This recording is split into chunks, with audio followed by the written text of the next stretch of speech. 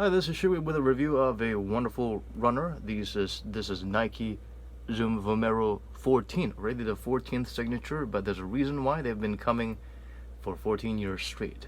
I've missed some of the in-betweens. I like some of the models in between. I was disappointed by some of the others. This one, personally, I think this is my favorite among all the Vomeros I've seen so far. Personally, this is what I love the most. Easy slip-in, like those Santa's Little Helpers, elves shoe type of design, ergonomic design. Good to slide your feet in there because it's pretty rigid, so you don't have to worry about having to use your thumb to press the shoe open or whatnot. Just slide it in.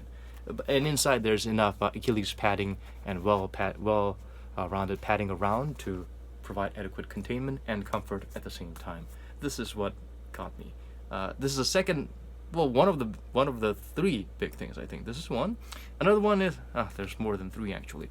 If you can see this Nike logo, the swoosh shows a little two-tone, and it seems to suggest something. It's got zoom and react. That is incredible. I don't think we've had this much react with such large volume, full-length zoom air working in tandem so nicely. If you look inside, the zoom air isn't just some of those conventional ones that just end up right here before your toe start. It literally extends all the way up to the tip of the shoe and all the way down to the heel. And it's so low to the ground, even though there is some limited amount of react here. It's very low to the ground, which is great. It provides great stability when you have side-to-side movements. If you're playing tennis or basketball in these, because you can actually do that. It's more stable than some of those zany basketball shoes that don't provide the basic fundamental support that you should be providing players. The zoom air and minimal react on the forefoot works great. It's the best kind of forefoot cushioning you could expect. Low to the ground, but at the same time doesn't give you blisters, provides adequate rebound and shock absorption. At the heel, there's a lot more react, and the zoom, you can feel it working at the same time. So, and still, it's still very low to the ground. And even if it's low to the ground, it does a stellar job of absorbing the shock, whether it's landing or stepping hard to propel yourself forward. And speaking of propelling, look at this curve. It is great for your strides, so that you'll have a good smooth heel to toe transition. Speaking of heel to toe, so there's a good amount of elevation, even though it's still very low to the ground. There's a difference clearly felt in terms of elevation from heel to toe, so that's great for preventing any injuries or any awkwardness that could affect your joints if you from prolonged wear. And the outsole it's the one thing that makes it stand out from its predecessors. Look at these. These are like one of those basketball shoes that Nike made for Harden before he jumped over to Adidas. Except that one had similar patterns, but was a little bit dangerous and slippery every now and then. But this one, oh my God, the traction is amazing. These are for side-to-side multi-directional movements, and I played ball in these, and these are better than a lot of the basketball shoes out there today. On the lateral side, you just have these blade tractions that's really deep and long, so that it provides you adequate traction when you're moving forward. Vertical traction, lateral and horizontal and multi-directional traction. And the impact guidance line here, it's a very thick, deep groove here. So it provides two things. It makes the shoe lighter, excess weight removed, and the outsoles, they spread a little bit better and they're more flexible, so they can cover more ground to provide improved traction.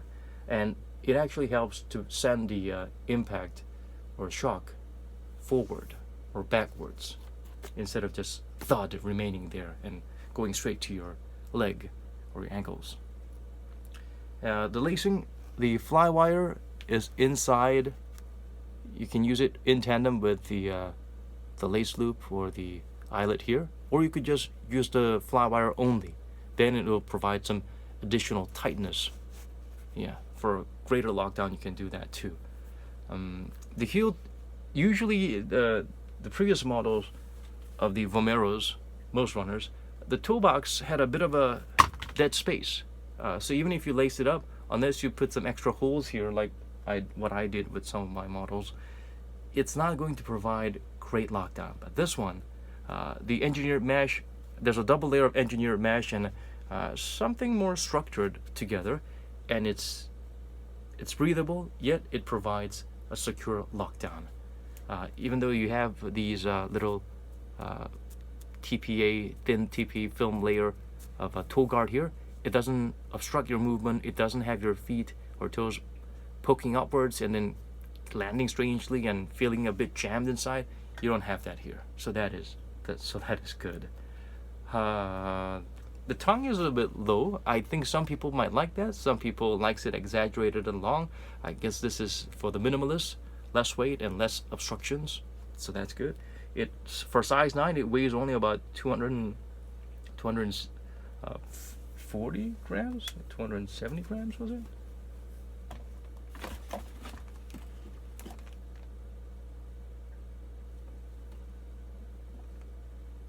Yeah, but 280, 70, 80 grams, so that's really lightweight. This is a size 9, and it's lighter than the size 8 halves I've had in the previous vomero models. The price is going down, especially with 15 coming up next year. So this is the time to strike.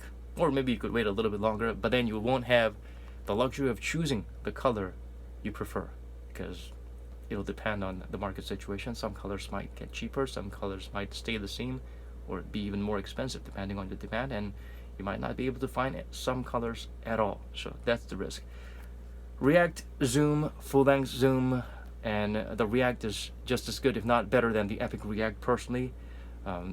It doesn't have that sensation of other React shoes where you're sinking at the heel and you feel there's this dangerous sinking position where the forefoot is elevated while the heel is sinking. You don't have the problem here, so that is awesome. Yeah, hard to find flaw in this shoe, so yeah, something for you to consider. And it's actually something you can wear to play tennis or other sports that requires you to be low to the ground for good side-to-side movement and reaction. There have been I think there were other models with React and Zoom, some type of combination, but never has there been such full-length, heel-to-toe, maximum coverage Zoom Air with this amount of super soft React that gets the job done, but at the same time provides very low to the ground feel.